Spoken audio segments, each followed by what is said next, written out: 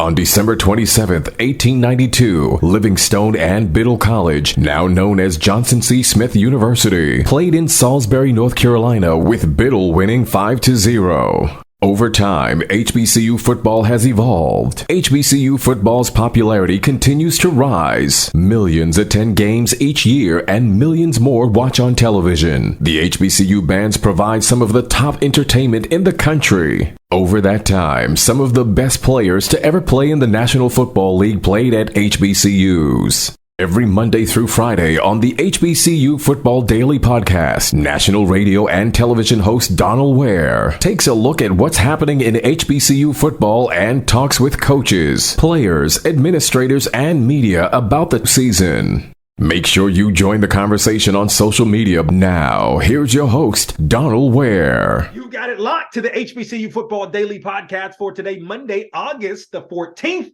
I'm Donal Ware. I hope you guys had an absolutely wonderful weekend. I was very busy as we're now 12 days from the start of the HBCU football season. So we've had a couple of championship coaches on the HBCU Football Daily Podcast so far. Trey Oliver joined us a couple of weeks ago. TC Taylor from Jackson State joined us, as well as, of course, did Richard Hayes, going back to our countdown to kick off on July 15th. The last championship coach is joining us in his third season as the head football coach at Benedict is Chennis Berry. Of course, the Tigers come in to the preseason as the number one team in all of HBCUs amongst the coaches in Division II, of course, ranked in the Division II poll overall, as well as he joins us here on the HBCU Football Daily Podcast. Coach Berry, congratulations on a fantastic season last year. What's going on? Hey, how you doing today, man? Thanks for having me. And everything's going well, man. We're just in the middle of training camp, bumping and grinding every day, trying to get 1% better. Man, I'm gonna tell you what. Like I was doing. Oh, that's what it was. I was doing an SIAC preview earlier last week, and I was like, oh yeah, and talking about Benedict, and I'm like, yeah, Chennis Berry in his second year.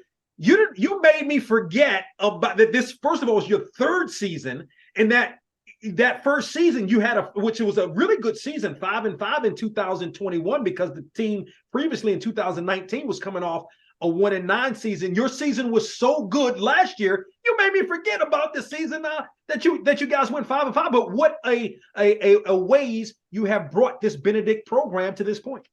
Yeah, I'm grateful, man. I'm very, very blessed and fortunate to have support from our administration. I have a wonderful coaching staff that are bought into the process.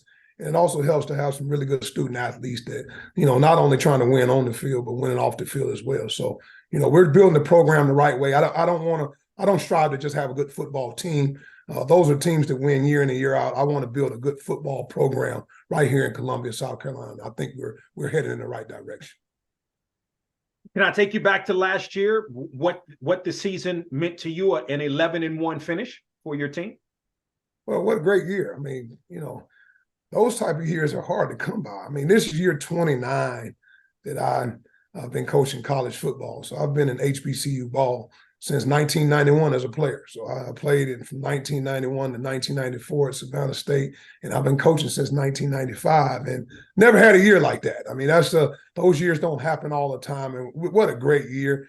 Players were bought in, coaches were bought in, the community was bought in, and the whole entire administration. So, that was an awesome year. Our players earned every bit of it. Nobody gave us anything, and they came out week in and week out and tried to go 1-0. And that's been our philosophy since I've been here. We don't look at the end goal.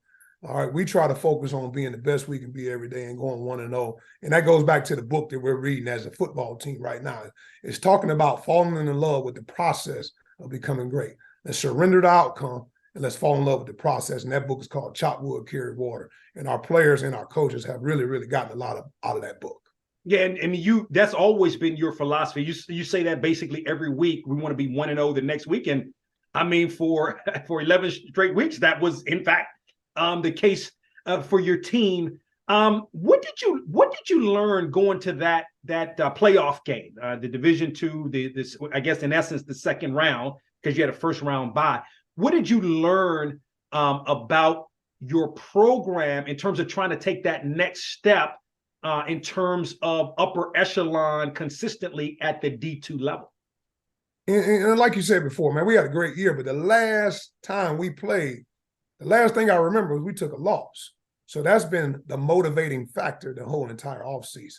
It was a big learning lesson for myself as the head football coach, our staff, all right, as well as our players. You know, we have a long way to go. All right. We had a great year, but when we got into the playoffs, we understand that it's going to come down to the trenches, man. And, you know, we really didn't do very well. We didn't win the battle of the trenches, and that's with the O-line and D-line. And Wingate did a great job up front versus us, and we took an L. You know, we don't hide from it. We took an L. They did a very good job, but we weren't ready to play. And ultimately, at the end of the day, that's my job as head football coach to go out and recruit the right student athletes to take our program to the next level. And, you know, my philosophy around here, man, we got to recruit them, all right? Then we have to retain them.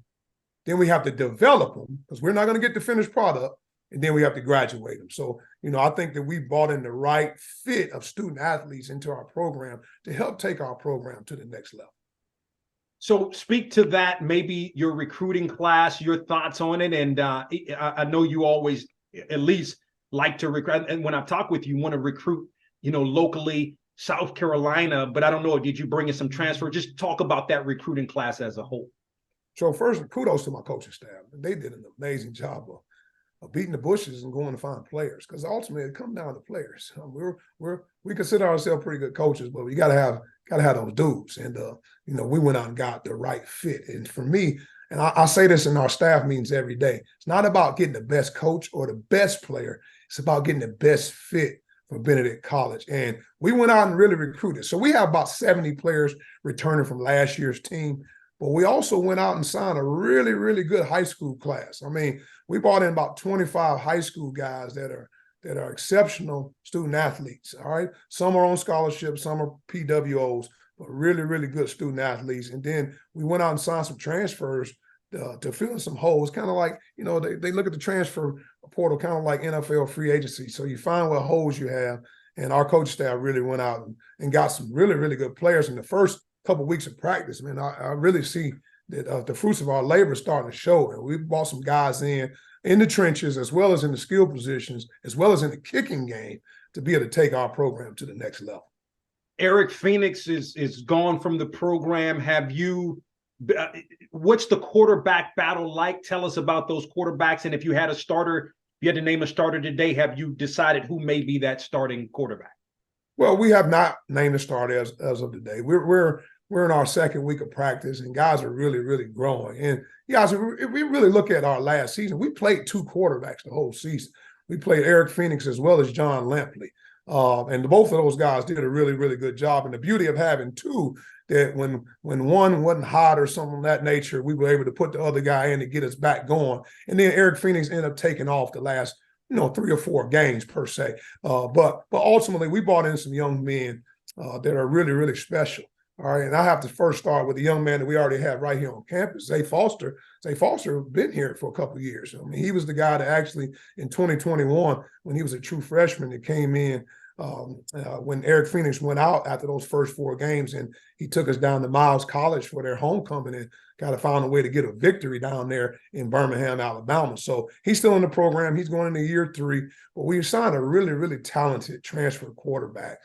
He was the starter for the last 2 years at Shorter University in Georgia, and that's he's in the conference, in the Gulf South Conference, and that conference is known in Division II as the SEC of Division II football. That's in the same conference as Valdosta State, West Georgia, West Florida, teams of that nature. And he was a 2-year starter. He threw 16 touchdowns and 2 interceptions last year. So he's seen the speed of the game, and he's really, really having an exceptional camp. I mean, he has arm talent, which I think is very, very important, but he's also a dual threat quarterback, and he's played a lot of football. So we're excited about him. We also signed a transfer quarterback, and he's a grad transfer from Lehigh. He's actually from Charlotte, North Carolina, but he played at Lehigh, and his name is Nigel Somerville. He's doing some really, really good things in training camp. And we have a really, really good freshman that we signed, man. His name is Bryce Bowens from Carver High School in Atlanta. He's a true dual threat quarterback. He can really make every throw. He can run. So we're super excited about that room. And we also signed a transfer from out in California at Monterey Peninsula named Josh. Josh is doing some good things as well. And then we also had another young man on campus that's named Zay Rice. So we got 6 quarterbacks really getting it in. And, it's kind of early in camp, but we'll know in another week or two who our guy will be. But some guys have really been out there moving our offense. Like I tell them, you don't have to be a hero in this offense. There's enough players around you. All you got to do is manage the offense and be the point guard of the offense. No doubt, Chennis Berry, in his 3rd season as the head football coach at Benedict, joins us here on the program. Luber Danilis, man, that guy is really, really good. I mean, you look at the numbers he put up, I think, with 14 and a half sacks, 21 tackles for loss. I mean, some absolutely phenomenal numbers. He returns for you. Speak to him now. Is he an outside guy? Is he an interior, or does he play the in position? And just talk about, how much more you're expecting from him this season. Luber Danilis, let me tell you something. What an amazing person, first and foremost, and what an amazing football player. So the teams that we play gonna have to find him because he plays everywhere. All right, he'll play the 3, he'll play the shade, he'll play the 5, he'll play the 7. All right, so they got to figure out where he's going to be, but he's a ball player. He's a really good football player. He plays with amazing effort. He's a great student. I don't think he's made a B since he's been at Benedict. He's made all A's. I mean, just a phenomenal young man. But he's he's an amazing football player. Weight room, he's amazing in the weight room. He's just an overall good football player. But we have some other guys up front on that defensive line that we try to build it from the trenches, man. O-line, D-line, and then obviously once we get those positions right, we go to the quarterback position. So we have another young man that I'm looking for double-digit sack numbers. His name is Jaden Broughton, man. He's from Charleston, South Carolina. He's a preseason all-conference guy, and he can really, really rush the passer. But not only can he do that, he can defend the run too. And then we have another preseason all-conference guy, Aaron Miller.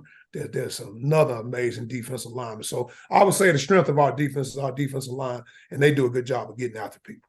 Let me go back to offense momentarily. The quarterback position will be, it'll be somebody, could be somebody new, although, like you said, you may have a guy or two that had already been in the program, but it'd be aided by Noah Zara Scotland, your running back, who's an all preseason, first team, all conference performer. So it must be good to have a guy like that coming back, a guy that averaged 5 yards per carry for you last year. Zaire Scotland. His name is Noah Zaire Scotland. He's very, very talented. He's about 220 pounds. He's powerful. He transferred to us last year from Kennesaw State University. He's an exceptional running back. He's got speed. He's got power. He's elusive. And he's really, really having a really good camp. But, we have another big back, about 220, 225 pounds, DeAndre Duhart. He wore number 21 last year. And we call them Thunder and Lightning because there are 2 explosive backs. And I tell you what, putting the ball in their hand, you got a chance to be very, very successful. But, that's probably our strongest room, to be honest, on the offensive side. I mean, we have some running backs. Jalen Taylor's another young man that's been in the program. He's a shifty. They call him Ferrari. So that tells you how shifty and fast he is. So he's another back. And then we moved a guy named Izzy Rose from receiver to running back, and he is like lightning in the bottle. And then we have 2 really, really good freshmen that we just signed. So the cupboard is not bare at running back. You got to be able to run the football in order to be a explosive football team on offense. But, I think we got some guys in that backfield that can really tote that rock. Chennis Berry, the head football coach at Benedict, joining us here on the program. What's the potential of this team? I look at, all the guys you met, 70 guys coming back. Number one, a lot of these guys are all conference preseason guys. Your offensive line looks solid. You mentioned your defensive line, a couple of first team or second team guys preseason on the defensive line as well. What's the potential of this, as you see it, of this football team? Our team is going to come down to discipline and leadership. That's what it's going to come down to. There's no shortage of talent. Like I say, our coaching staff have went out and got some guys, to add to the foundation that's already been set in this program. It's going to come down to discipline. It's going to come down to our leadership and making sure that guys are doing the right thing on and off the field. And, obviously you're going to have some favor. You got to stay healthy and things of that nature. But I think we got a chance to have a really, really good football team again. I mean, I'm not going to get it twisted. I mean, I like this football team. And, everybody talks about offense and defense. And obviously that you have to have that to win ball games. But we really, really upgraded our special teams unit. And here at Benedict College, man, we take special teams just like offense and defense. Why? Because it's a third. And we've really upgraded. We signed a kicker, place kicker. He was a starter at Mount Union, which is in Division III. Like they've been in the last, Lord knows how many national championship games. And his name is Tom Piccarillo. He's very, very accurate. He's a really good kicker. And then we signed a really good punter transfer from Kennesaw State named Charlie Cooper. I mean, he can put it anywhere. He's athletic. He does a great job placing the football because we know it at the end of the day, it comes down to field position battles. And then we signed a really, really good freshman named Lucas Wynn. Man, Lucas Wynn has a very, very strong leg, and he's from McEachern High School in Atlanta. So he's very, very talented. And I think we have a first-class All-American long snapper in Dylan Geese. So you have to make sure on special teams you have the right guys. But I believe with the personnel that we have on offense and defense and special teams, we got a chance to have a really, really good football team again. Again, in his third season as the head football coach at Benedict is Chennis Berry, who joins us here on the program. The Tigers opened the season Saturday, September 2nd at home against the Shaw Bears. Coach Berry, appreciate the time. Good luck to you and the Tigers this season. Thank you so much, man. I appreciate you having us, man, and it's a great day to be a Tiger. Appreciate you. We hope you enjoyed this episode of the HBCU Football Daily Podcast. You can also listen to the podcast at BOXTOROW.com, iHeartMedia, or wherever you get your podcasts. Don't forget to get your HBCU football fix on BOXTOROW with Donal Ware each weekend on the radio station near you, and on SiriusXM on HBCU, Channel 142, and on ESPNU Radio on SiriusXM, Channel 84. Follow us on Twitter and Instagram at BOXTOROW for the latest in HBCU football, and don't forget to tell a friend.